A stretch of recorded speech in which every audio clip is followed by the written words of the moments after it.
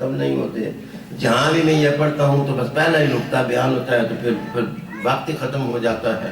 تو اس لیے میں پیچھے سے شروع کرتا تاکہ کچھ باتیں جو ہے وہ میں آپ کے سامنے نہیں بھی لا سکوں. قرآن مجید نے تقوی، ایمان والوں کے لیے تقوی ضروری قرار دیا. میرے دوستو، پرانے بزرگوں میں اور ہم جیسے جو لوگ ہیں، آج ہم لوگوں میں فرق یہ ہے کہ ان لوگوں کا وسیلہ حیات تقوی تھا. آج ہم تقوی کو بھلا چکے ہیں، آج ہم تقوی کو فراموش کر چکے ہیں. تقوی کیا چیز ہے؟ دنیا میں احکام یا جو چیزیں ہیں وہ دو طرح کی ہوتی ہیں. کچھ ٹو ڈو کے ساتھ تعلق رکھتی ہیں، کچھ ناٹ ٹو ڈو کے ساتھ تعلق رکھتی ہیں. تو قرآن مجید ہمیں کچھ چیزیں کہتا ہے کہ یہ کرو، اور کچھ قرآن مجید کہتا ہے کہ یہ نہ کرو. تقوی کیا ہے؟ وہ چیزیں جو قرآن مجید کہتا ہے کہ کرو، جس وقت ہم کریں گے تو وہ تقوی ہے. اور جن چیزوں سے قرآن مجید کہتا ہے نہ کرو، ہم باز آئیں گے، ہم رک جائیں گے، تو یہ تقوی ہے. اللہ رب العالمین فرماتا ہے کہ اے ایمان والو، اگر تم فلاح کی منزل تک پہنچنا چاہتے ہو تو تمہارے لیے مست ہے کہ ایمان اور فیتھ کے بعد تمہارے اندر تقوی ہونا چاہیے. لوگ آپ سے بعض اوقات پوچھتے ہیں کہ جی پرانے زمانے میں کنورجن بہت تھی، کہتے ہیں کہ جی خواجہ غریب نواز نے 90 لاکھ آدمیوں کو کلمہ پڑھا دیا. 90 لاکھ لوگ جو ہیں وہ اپنا غلط مذہب چھوڑ کر کے دائرہ اسلام میں داخل ہو گئے. حضرت شہنشاہ بغداد قدس سر العزیز کی صورتحال میں بتائی کہ یہ تھی. سوال یہ ہے کہ آج کل کیوں نہیں ہوتا اس طرح؟ آج کل نہ ہونے کی مختلف وجوہات ہیں. ان وجوہات میں سے سب سے بڑی وجہ یہ ہے کہ دوستو تقوی ہماری زندگیوں سے رخصت ہو گیا ہے. ایک ڈاکٹر ہے، وہ کہتا ہے کہ یہ گولی کھاؤ گے تمہیں شفا ملے گی. ہم ڈاکٹر کے کہنے پر کیپسول کھاتے ہیں کہ ہمیں شفا مل جائے گی، لیکن ہم اللہ کے کہنے پر کہ یہ تم کام کرو تو تم فلاح پاؤ گے، ہم اللہ تعالیٰ کی بات ماننے کے لیے تیار نہیں ہوتے. ہماری زندگیوں میں وہ چیزیں نہیں ہیں جو اللہ رب العالمین نے بتائی ہیں، لیکن ہم انعامات جو ہیں وہ زیادہ ایکسپیکٹ کرتے ہیں کہ ہمیں انعام زیادہ ملے، لیکن ہم کام کچھ بھی نہ کریں. یہاں ان ملکوں کے اندر آپ سے میری گزارش یہ ہے کہ ایک تو جو ہماری مذہبی لیڈرشپ ہے وہ بریک ہو گئی ہے. ہم لوگ تتر بتر ہوتے چلے جا رہے ہیں. ہماری نا اتفاقیاں ایک الگ کہانی ہے، لیکن اس نا اتفاقی کے نتیجے میں سب سے بڑی وجہ یہ ہے کہ جو موب ہے مسلمانوں کا، اس پر گرپ جو ہے وہ ڈھیلی ہوتی چلی جا رہی ہے. وہ گیپ پیدا ہوتا چلا جا رہا ہے، اور وہ گیپ انتہائی خطرناک ہے. اس گیپ کو دور کرنے کے لیے ضروری ہے کہ بڑے اور چھوٹے سب رجوع کریں اس راستے کی طرف جو راستہ ہمیں رسول اللہ صلی اللہ علیہ وسلم نے عطا کیا. میں ریفرینڈم نہیں کروں گا، میں نہ ہی پوچھوں گا، نہ ہی میں ہاتھ کھڑے کراؤں گا، نہ میں گنتی کروں گا، نہ کاؤنٹنگ سے کام چلتا ہے. لیکن یہاں 30-35 آدمی ہم بیٹھے ہیں. اگر کوئی آدمی تھرڈ پرسن آپ سے آ کے پوچھے، چلو میں اس کی مثال یہ دیتا ہوں، کتنے ہم خوش بخت ہوں اگر ہماری محفل میں رسول پاک صلی اللہ علیہ وسلم تشریف لے. کتنے ہم بخت والے ہوں کہ ہمیں زیارت ہو جائے رسول کریم صلی اللہ تعالیٰ علیہ وسلم کی. میرے حال میں اس سے زیادہ تو بخت کی کوئی مثال دی نہیں جا سکتی. لیکن اگر رسول کریم علیہ السلام آ کر کے ہم 35 آدمی سے پوچھیں کہ آج 5 وقت کی نمازیں کس کس نے پڑھی ہیں آپ میں سے، تو ہمارا جواب کیا ہوگا؟ یہ جواب میں نہیں متعین کر سکتا، یہ جواب تو آپ میں سے اور مجھ میں سے ہر شخص خود جو ہے وہ متعین کر سکتا ہے. اس کو اٹھا کر کے اگر آپ امپلیمنٹ کر دیں پورے معاشرے پر، پوری سوسائٹی پر، ہم کلیم کرتے ہیں کہ ہم مسلمان ہیں، لیکن بینگ مسلم جن چیزوں کے تقاضے اسلام کرتا ہے ہم اس سے دن بدن دور ہوتے چلے جا رہے ہیں. اور پھر دوسری صورت یہ ہے کہ ایک گھر کا سربراہ ہے، اس کی خواہش ہوتی ہے کہ وہ بچے کو کہے کہ بچے نماز پڑھ، لیکن جس وقت وہ خود سو جائے گا اور وہ اپنے بچے کو کہے گا اٹھ تو نماز پڑھ، تو مجھے بتائیے وہ بچہ کبھی بھی نماز پڑھنے کے لیے تیار نہیں ہوگا، اس لیے کہ اس کو پتہ ہے کہ میرے اینسیسٹرز، میرے بزرگ، میرے اجداد، میرے آبا خود تو ایک چیز پر عمل نہیں کرتے اور مجھے کہتے ہیں کہ یہ کام یوں اور یوں کر۔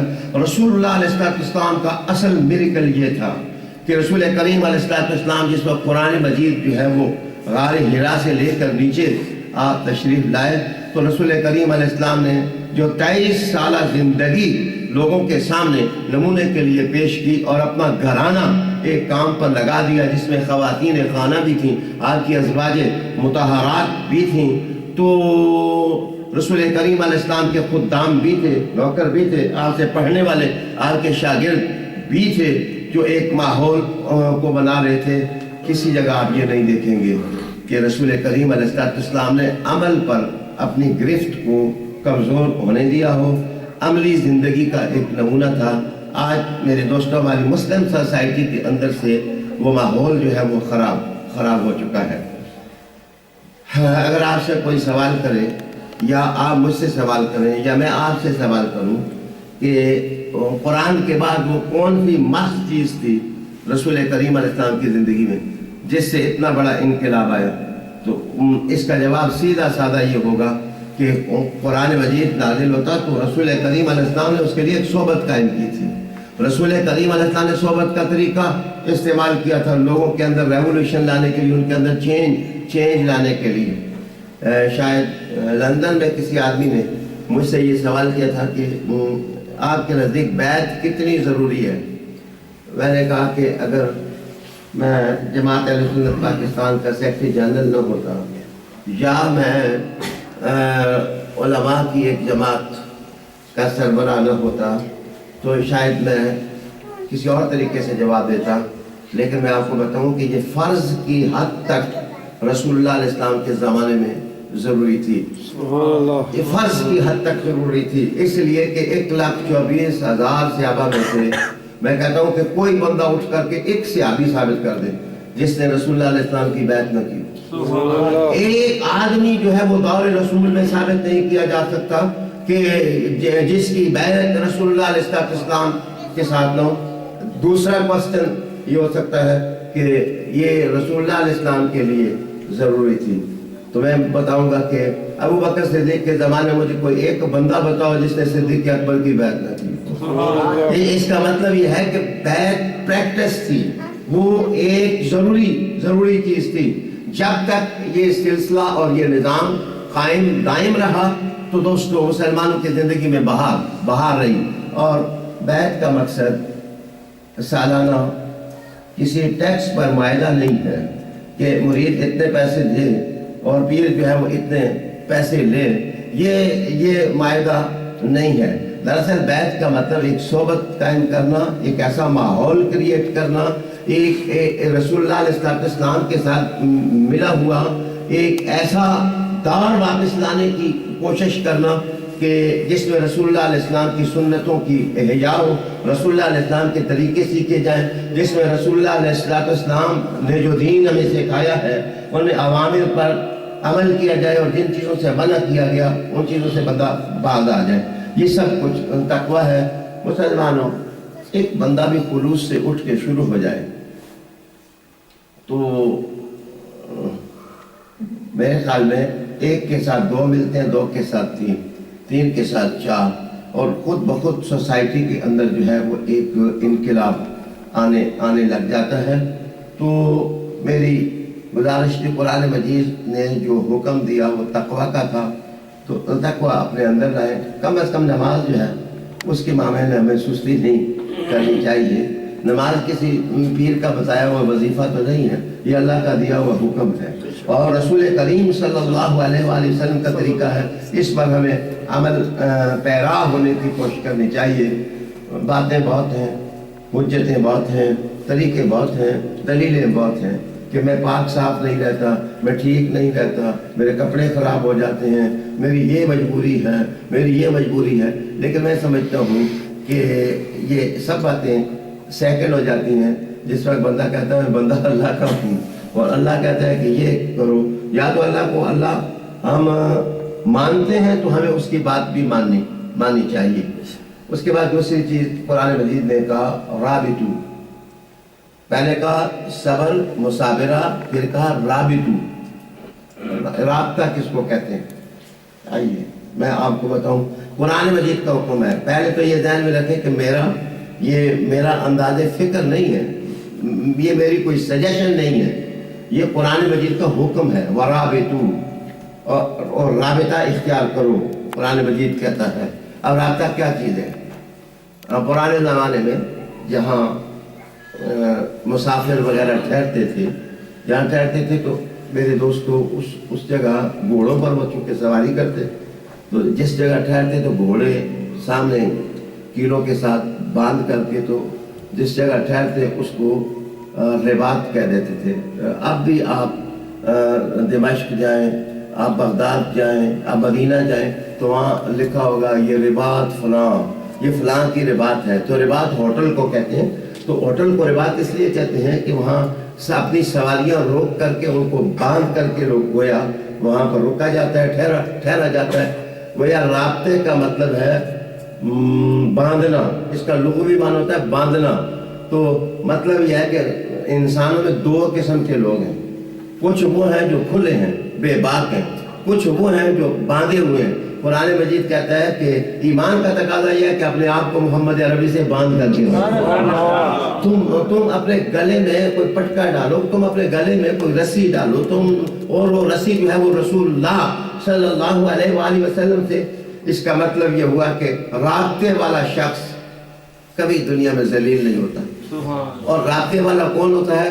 جس نے اپنے آپ کو حضور کی ذات کے ساتھ باندھ دیا۔ اور ظاہر ہے حضور کی ذات کے ساتھ ڈائریکٹلی تو آپ باندھ نہیں سکتے، ظاہر ہے یہاں سے کوئی وسیلہ پکڑنا پڑے گا، اس کا بھی کوئی، وہ کسی کے ساتھ بندھا ہوگا، وہ کسی کے ساتھ بندھا ہوگا، وہ کسی کے ساتھ بندھا ہوگا، بالآخر وہ رسی رسول اللہ علیہ السلام کے ہاتھ میں پہنچ جائے۔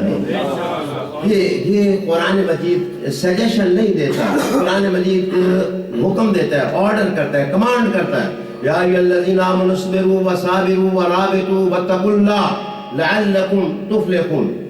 یا پھر یہ علماء کا رابطہ ہے۔ اب ایک رابطہ تو میں نے لغوی بتایا، اب علماء کے نزدیک رابطہ کا کیا مطلب ہے؟ مرابطین علماء کو کہتے ہیں۔ علماء جدھر بھی ان کو کہتے ہیں کہ یہ مرابطین ہیں۔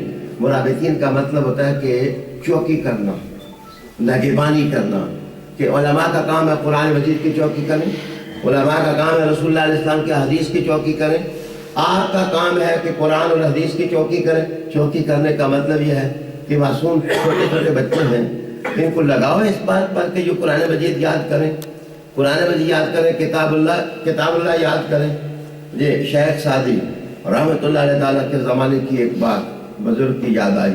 وہ فرمانے لگے کہ کسی مسلمان نے 10 آیتیں ادھر سے یاد کی، کسی نے 10 ادھر سے یاد کی، کسی نے 10 ادھر سے کی۔ ویسے تو ان کو پورا قرآن یاد ہے، یہ بھی بچہ قرآن ہے، یہ بھی اسلام کا ایک میریکل ہے کہ چھوٹی چھوٹی مجلسوں میں چلے جاؤ تو 4-5 قرآن مجید کے حافظ جو ہیں وہ نکل آتے ہیں۔ لیکن اگر ایسا نہ بھی ہو تو 5 صورتیں ان کو یاد ہوگی، 5 اس کو یاد ہوگی، 5 ادھر ہوگی، تو مسلمان جدھر بیٹھتا ہے اس کا سینہ محمد عربی کا حافظ بن جاتا ہے۔ یہ جو انداز ہے ہمیں اپنی جنریشنز کے اندر دین کو محفوظ کرنا، احادیث رسول محفوظ ہو جائیں، قرآن مجید محفوظ ہو جائے، اقدار محفوظ ہو جائیں، یہ ایک تیاری ہے۔ علماء کہتے ہیں کہ یہ رابطہ ہے، یہ بھی ہونا چاہیے علم کو سنبھالنے کا۔ ہمارے سب سے زیادہ میں سمجھتا ہوں کہ کمزور لوگ ہم ہیں۔ مجھے اس کیمرے کے سامنے تو یہ نہیں کہنا چاہیے تھا، لیکن میں مجبور ہوں، میں آپ کے سامنے کہہ رہا ہوں کہ ہم اہل سنت و جماعت، اللہ تعالیٰ نے ہم کو بہت دولت دی ہے۔ ہم 11ویں کرتے ہیں تو لنگر ہی لنگر ہو جاتا ہے، ہم میلاد شریف مناتے ہیں تو بہار ہی بہار ہو جاتی ہے، ہم معراج شریف مناتے ہیں تو رحمتیں ہی رحمتیں ہوتی ہیں، ہم عیدوں پر جاتے ہیں تو جلوے ہی جلوے ہوتے ہیں۔ لیکن ہمارے مدرسوں کے اندر بچے اس ذوق شوق کے ساتھ نہیں پڑھتے، ہمارے پیرنٹس اپنے بچوں کو دین کے لیے وقف نہیں کرتے۔ آج ہمیں پہلے سے کہیں درجہ آگے جا کر کے علم کی تحفیظ کی ہمیں ضرورت ہے، ہم اس طرح بڑھنے کی کوشش کریں۔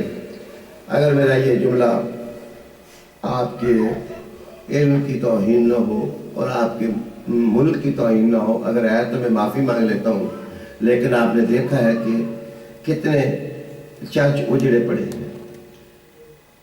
اور میں دیکھتا ہوں کہ پہلے وہ کہتے ہیں، آپ کہتے ہیں کرسچین، کدھر کرسچین؟ کوئی آدمی اپنے مذہب کے لیے، اپنے چرچ کو بھی جانے کے لیے تیار نہیں۔ اس کے مقابلے میں اللہ تعالیٰ نے زندہ قوم مسلمانوں کی بنائی ہے۔ ہمارے یہاں تو آج بھی لاکھوں کے حساب سے لوگ قرآن مجید جو ہے وہ یاد کیے ہوئے ہیں۔ یہ اللہ تعالیٰ کا فضل اور کرم ہے۔ لیکن میں آپ کو بتاؤں، اگر اس چیز کو ہم مزید آگے بڑھائیں تو یہ میٹر آف اٹریکشن ہے دوسری قوموں کے لیے۔ ہم اس کو تحریک بنا سکتے ہیں، اس علم کی تخفیض کو۔ اور تیسرا رابطہ ہے صوفیاء کا۔ تیسرا رابطہ صوفیاء کا یہ ہے کہ میرے پیارے، جس آدمی کے ساتھ آپ نے بیعت کی ہے، مثلا آپ قادری ہیں، مثلا آپ چشتی ہیں، مثلا آپ سہروردی ہیں، مثلا نقش بندی ہیں، آپ سارے، تو ان کا رابطہ یہ ہے کہ آنکھ بند کر لینا اور دل میں اسم ذات کا تصور کرنا، اور دماغ میں شیخ کا جس وقت تصور آتا ہے تو وہ تصور جو دماغ میں آتا ہے اس تصور کو رابطہ سے تعبیر کیا جاتا ہے۔ یہ کرتے کرتے، پیچھے تصور کرتے کرتے کرتے کرتے حضور کی ذات ذہن میں آ جاتی ہے کہ ان کا چہرہ والضحیٰ تھا، ان کی زلفیں واللیل تھیں، اور ان کا تاج یاسین کا تھا، ان کی شادی علم نشرح کی تھی، اور رحمت عالم صلی اللہ تعالیٰ علیہ وآلہ وسلم کا مقام آپ کے جس وقت ذہن میں آئے اور آپ نے آنکھ بند کی اور فوراً رابطہ کریں۔ رابطہ کرنے کا مطلب یہ ہے کہ تمہارے خیال، تخیل، سوچیں ساری بارگاہ مصطفی میں پہنچ جائیں۔ قرآن کہتے ہیں جس وقت ادھر تمہاری یہ سوچیں ادھر پہنچ گئیں، حضور تک پہنچ گئیں، تو پھر سمجھو کہ بارش میں تم امبریلا کے نیچے آ گئے، اور تم اگر بہ رہے ہو تو تمہیں قربت الوسقیٰ مل گیا ہے جس کو تم نے پکڑ لیا ہے۔ اور یاد رکھو، جو محمد عربی کے ہاتھ تک پہنچ گیا اس کو حضور کبھی ڈوبنے نہیں دیتے۔ رسول کریم صلی اللہ علیہ وآلہ وسلم اس کو گرنے نہیں دیتے ہیں۔ وہ کبھی جو ہے کمزور لیڈر نہیں ہے۔ ان کی سند اگر کسی نے دیکھنی ہو تو قرآن کافی ہے، وَمَا أَرْسَلْنَاكَ إِلَّا رَحْمَةً لِلْعَالَمِينَ۔ مطلب یہ ہے کہ یہ قرآن مجید ہے، یہ خطاب اللہ ہے، یہ کسی آدمی کا مشورہ نہیں ہے۔ تو میرے عزیزو، رابطہ یہ سورہ آل عمران کا حکم ہے۔ اس کے بعد تیسری چیز مصابرہ ہے۔